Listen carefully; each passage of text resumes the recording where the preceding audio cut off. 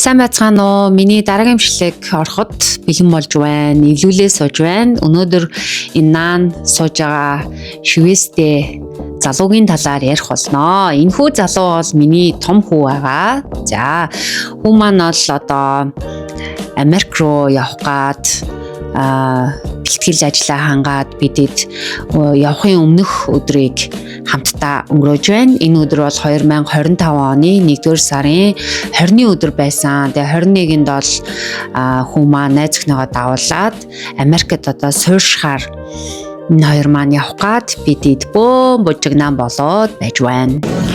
За манай төлөө хэлгээд байж байна.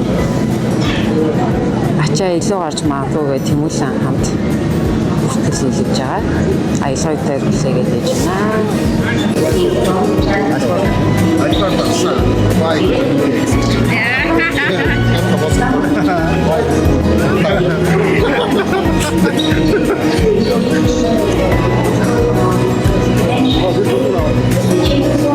Хүмүүс надаас нэг асуултыг аяг асуудаг байхгүй юу? Чи энэ залуухан байжээж яасан том хүүтэй ингээд.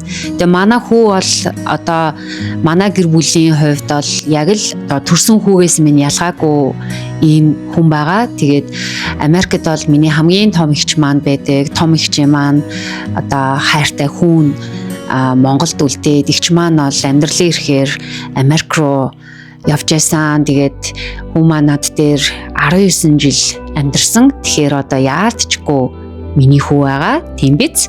Тийм болохоор миний хувьд бол яг энэ өдөр бол надад үнэхээр хэцүү байсан. Тэгээд явсныхан дараа ч гэсэн надад одоо хүлээн зөвшөөрөхөд тэгээд хажууд ингээд байхгүй байх тэр мэдрэмж бол надад аягүй хэцүү байсан. Гэхдээ цаг хугацаа явах тусам бол тун дэжгүй болж ирсэн байгаа. Гэхдээ би удахгүй бас хүү дээрээ эгч дээрээ очих гэж байгаа.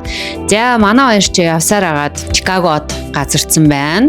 Ингээд урт удаан хүлээсний эцэст хүү маань ээжтэйгээ уулзаад энэ хоёр маань одоо Чикагод үнэхээр супер гоё амьдарч байгаа. Би энийг харахаар бүр яг удахгүй би эгчтэйгээ ингээд тэрвэрлэх байх гэж бодохоор бүр уйлмар санагдаад ах юм аа. Тэгээд ихчээ би тун удахгүй тантай уулзах болно. 12 сарын 25-нд Чикагод уулзцгаая.